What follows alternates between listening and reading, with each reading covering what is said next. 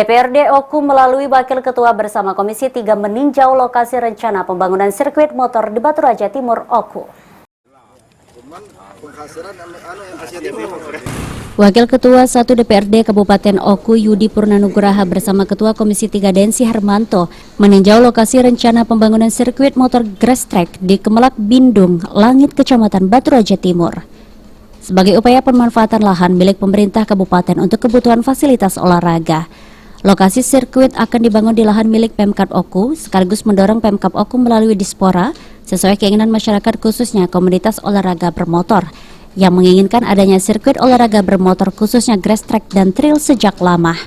Kita dorong dilimpahkan pada Dinas Pemuda dan Olahraga untuk dijadikan fasilitas olahraga. Jadi dalam waktu dekat, dalam PPD mendatang, ini akan kita bersama-sama Dinas Pemuda dan Olahraga dibangun sirkuit grass track, grass track sesuai dengan pembicaraan Dispora dengan Komisi 3 akan dibangun sirkuit grass track di lahan yang lebih kurang luas 10 hektar.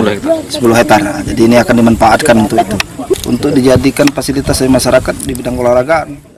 Sementara itu, Kabid Aset BKD Oku melalui Kasih Pengamanan Erwin Arijaya mengatakan lahan yang direncanakan untuk pembangunan sirkuit grass track tersebut berada di lahan milik Pemkab Oku seluas 20 hektar. Luasannya tanah Pemda ini seluruhnya 20 hektar. Sudah kita hibahkan ke Pramuka kurang lebih 10 hektar. 10,5. Ya, masih ada sekitar 10 hektar. Untuk lokasinya kan kanan kiri di sini kan, kanan kiri. Kalau yang sebelah kanan ini yang rencana dijadikan untuk lahan untuk sirkuit kurang lebih sekitar 5 hektar lah kira-kira. Nanti kita ukurnya dulu kayak gitu.